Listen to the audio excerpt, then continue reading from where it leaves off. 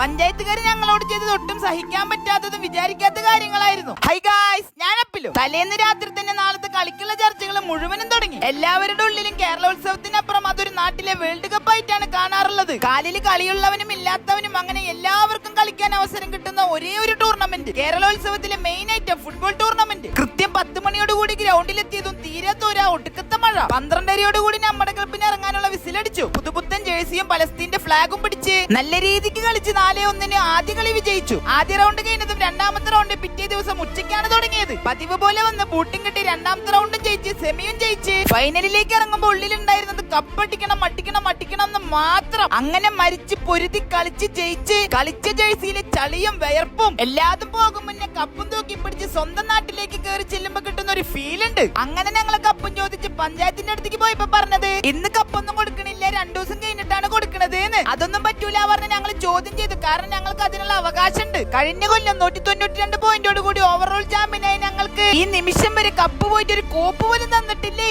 അങ്ങനത്തെ പഞ്ചായത്ത് പിന്നീട് കപ്പ് തരാ പറയുമ്പോ ഞങ്ങൾ എങ്ങനെ വിശ്വസിക്കുക? ജയിച്ച ടീമിന് അവിടുന്ന് കളിച്ച ബോളെങ്കിലും കൊടുക്കാറുണ്ട്. അത് ചോദിച്ചു പോയപ്പോഴും തരൂലെന്നാ പറഞ്ഞത്. പക്ഷെ ഞങ്ങളത് വാങ്ങാണ്ട് പോകൂലെന്ന് ഉറപ്പിച്ച കാര്യമാണ്. അങ്ങനെ 3-4 പേര് സ്റ്റേജിൽ കയറി അത് വാങ്ങുന്നതിനിടയിലാണ് പഞ്ചായത്തിലെ പ്രമുഖെന്ന് വിശേഷിപ്പിക്കുന്ന വ്യക്തി ആദ്യം 2-3 പേര് കയ്യേറ്റം ചെയ്തു. പിന്നീട് അങ്ങോട്ടും ഇങ്ങോട്ടും ചെറിയ രീതിക്ക് ഒരു ഉന്തും തള്ളും ഉണ്ടായി. പഞ്ചായത്തിന് നന്നായിട്ട് അറിയുന്നത് കൊണ്ട് കേസ് കൊടുക്കാനും വേണ്ടി പോലീസ് സ്റ്റേഷനിൽ അപ്പൊ തന്നെ പോയി. പക്ഷെ പഞ്ചായത്തുകാര് പറഞ്ഞത് ഇത് കേസ് നാക്കണ്ട, നമുക്ക് സോൾവ് ആക്കാന്നാ പറഞ്ഞത്. ആ ഒരു ഉറപ്പിൽ ഞങ്ങൾ വീട്ടിലും പോയി. പിറ്റേന്ന് രാവിലെ കണ്ടത് വലിയ വലിയ പത്രക്കെട്ടുകളിൽ പഞ്ചായത്തുകാര് തല്ലി പറഞ്ഞിട്ട് വലിയൊരു വാർത്തകൾ. ജാതിക്ക് വിളിച്ചു പറഞ്ഞ് ഇല്ലാത്ത കാര്യങ്ങൾ ഉണ്ടാക്കി കേസിനെ വലുതാക്കാനും നോക്കി. കളിക്കാൻ വന്ന മക്കൾക്കുണ്ടോ ജാതി? ആകെ കൂടി കപ്പടിക്കണമെന്ന് മാത്രമേ ഉണ്ടായിരുന്നുള്ളൂ. എന്തുമാത്രം പച്ചക്കള്ളങ്ങളാണ് വിളിച്ചു പറഞ്ഞതെന്ന് ഞാൻ ഇപ്പൊ തെളിയിച്ചുതരാം.